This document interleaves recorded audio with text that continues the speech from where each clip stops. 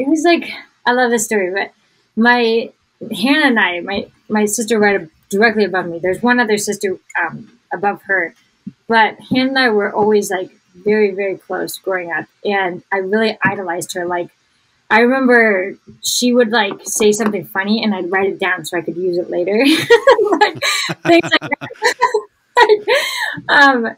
When she left for college, I cried for like 2 weeks, and it was like the hardest thing for me when she left. And I was always a really artsy kid. I loved doing painting and was really into acrylics at that time. And we were homeschooled growing up, and so my mom, we had this little loft that wasn't really used in our house, and it was kind of like tarped off because it was like really cold in winter time for Iowa. And so I kind of like would go up there, and that was my like little like reclusive place where I could paint in the mornings before starting school. And it was my senior year when Hannah left, and so mom decided, she was like, you know what, Samantha's a senior. Like, she's like, she doesn't have to do dishes anymore. So, you know, so she started bringing me coffee every single morning that I was like up there painting, and she would come up and she just checked in with me.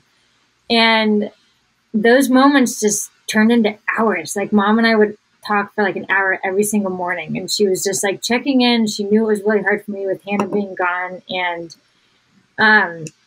ever since then, we just kind of coined the term as a family, like, this is our coffee moment. And we still do it to this day. Like, every day after mass, like, my parents still take my younger sisters to the 7 a.m. mass, and they come back and they have a coffee moment. We sit together, and if it's wintertime in Iowa, we'll be inside. But if it's outside, we like have this porch, and my mom just keeps, every time she comes back from California, she brings like bags of succulents, and then she just plants them in pots and brings them in for the winter.